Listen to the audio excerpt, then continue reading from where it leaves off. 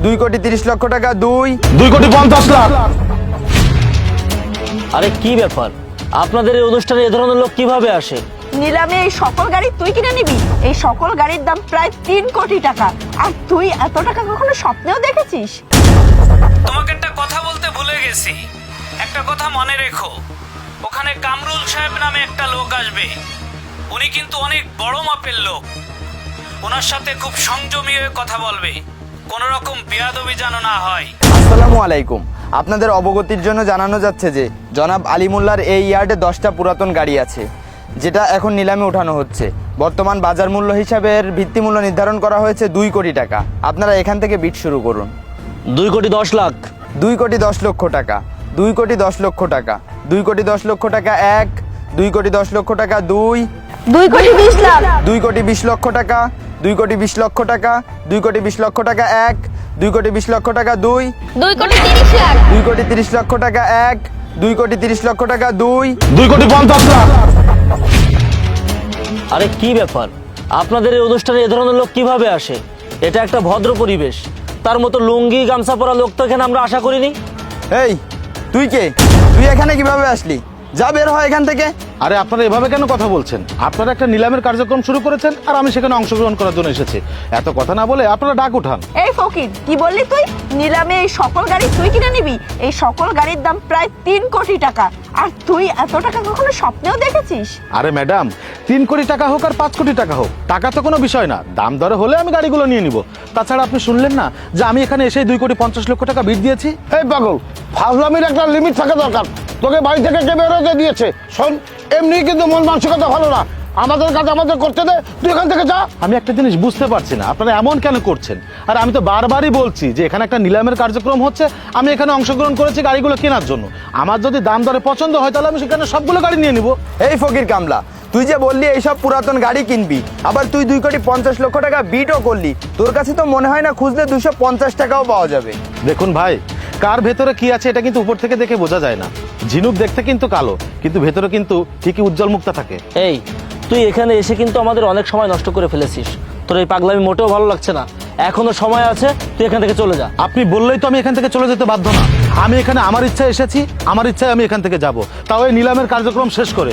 আপনারা আপনাদের কাজ করুন। ভাই, আপনারা আমাদেরকে এখানে সকলকে ডেকেছেন, আপনাদের কথা মতো আমরা এখানে এসেছি, কিন্তু এসে আমরা এসব কি দেখছি? আপনি আগে এই লোকটাকে এখান থেকে বের করুন, তারপরে নিলামের কার্যক্রম শুরু করুন। আরে হ্যাঁ, এই ম্যাডাম তো একদম ঠিক কথা বলেছে। এই রাস্তার পাগল সেই তখন থেকে এসে আমাদেরকে ডিস্টার্ব করছে। আমরা নিহাত ভদ্রলোক এবং শিক্ষিত, তাই এতক্ষণ পর্যন্ত এই পাগলের অগোছলতা আমরা সহ্য করেছি। আমরা কিন্তু আর সহ্য করব না। হয় তাকে এই নিলাম থেকে বের করে দিন, না হলে কিন্তু আমরা কেউ নিলামে থাকবো না। এই আপনারা কি বলেন? রাকিব সাহেব, ব্যাপারটা কিন্তু অন্যদিকে চলে যাচ্ছে। শোনেন, এই পাগলকে এখান থেকে বিদায় করতে হবে। হ্যাঁ, আপনি ঠিক কথা বলেছেন, আমি দেখছি। এই ফকির, এতক্ষণ তোর অনেক কথা সহ্য করেছি, এখান থেকে বের হ।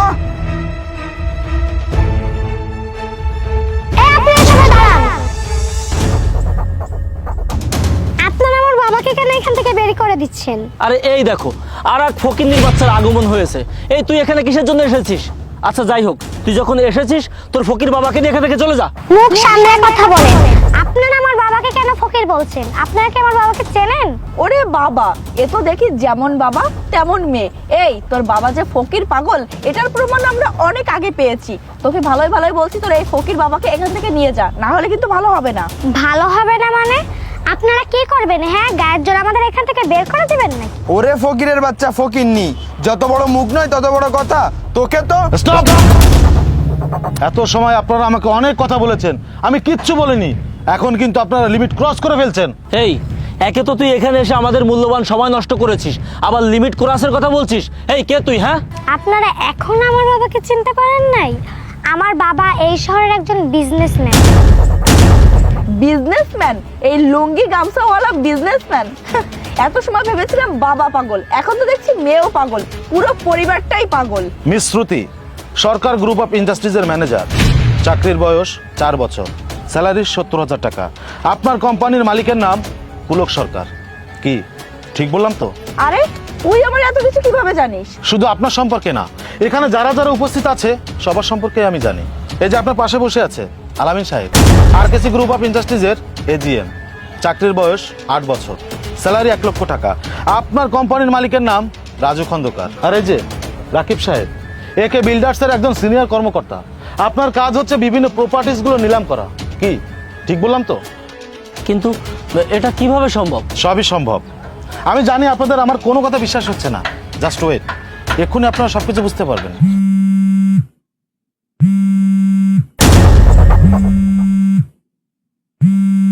কলটা রিসিভ করুন এবং লাউডে দিন। আসসালামু আলাইকুম স্যার। ওয়ালাইকুম আসসালাম। শুনুন, আপনাকে একটা কথা বলতে ভুলে গেছি। আজ ওখানে নিলামে কামরুল সাহেব আসবেন।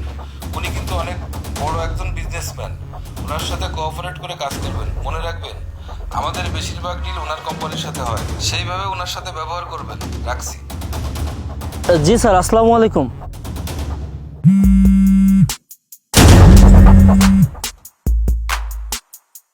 তোমাকে একটা কথা বলতে ভুলে গেছি।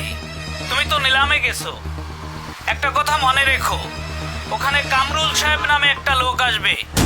উনি কিন্তু অনেক বড় মাপের লোক। ওনার সাথে খুব সংযমী হয়ে কথা বলবে, কোনো রকম বেয়াদবি যেন না হয়। কথাটা মাথায় রেখো। সরি স্যার, আপনাকে চিনতে না পেরে আপনার সঙ্গে অনেক খারাপ ব্যবহার করে ফেলেছি। আপনি আমাকে ক্ষমা করে দিন। হ্যাঁ স্যার, আমি আসলে আপনার সাথে দুর্ব্যবহার করে ফেলেছি, আপনি আমাকে ক্ষমা করে দিন। কিন্তু স্যার, আপনি এত বড় একজন বিজনেসম্যান হয়েও এখানে এই পোশাকে কেন আসলেন? তাছাড়া মামুনি এখানে হাতে ব্যাগ নিয়ে এভাবে কেন এসেছে? আসলে আমি একটু দেখতে চাচ্ছিলাম যে একজন মানুষ মানুষকে সম্মান করে নাকি মানুষের পোশাককে সম্মান করে। আমি এখানে না আসলে তো বুঝতেই পারতাম না যে আপনারা মানুষের পোশাক দেখে বিচার করেন। যাই হোক, আর আপনার জন্য কি বললেন? আমার মেয়েকে আমি কেন এখানে আসতে বলেছি? আর এই ব্যাগে কি আছে? আমি আমার মেয়েকে এখানে আসতে বলেছি, আর এই ব্যাগে 3 কোটি টাকা আছে। আমি আপনাদের সকল গাড়ি বিনা নিলামে 3 কোটি টাকা কিনে নিলাম। স্যার, আপনি কি বলছেন স্যার? স্যার, আপনি আসুন, বসুন। কে কোথায় আছিস? স্যারের জন্য নাস্তা কফির ব্যবস্থা কর। থাক আলী সাহেব, আমি এখানে কফি বা নাস্তা করার জন্য আসিনি। আচ্ছা, আপনারা এমন কেন বলুন তো? মানুষকে আপনারা কেন পোশাক দেখে বিচার করেন? একটা মানুষের টাকা পয়সা অর্থ সম্পদ থাকতেই পারে, তার জন্য কি তাকে সবসময় দামি পোশাক পরে থাকতে হবে না?